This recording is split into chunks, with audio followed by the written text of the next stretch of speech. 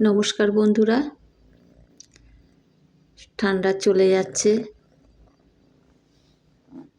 শীতের শেষে ভাবলাম একটু ক্ষীর বানাই। এখানে আছে গোবিন্দভোগ চাল 50 গ্রাম মতো,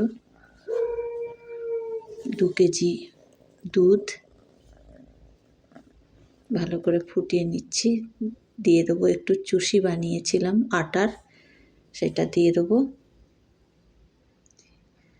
চালটা তো আগেই সিদ্ধ হয়ে গেছে, এবার চুষিগুলো একটু সিদ্ধ করে নেবো চালের সাথে।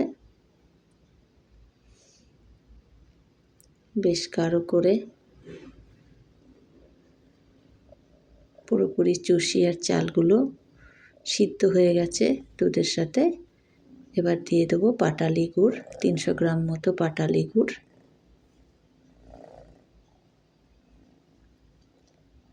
দুধের সাথে গুড়টাকে পুরোপুরি গলিয়ে নেব।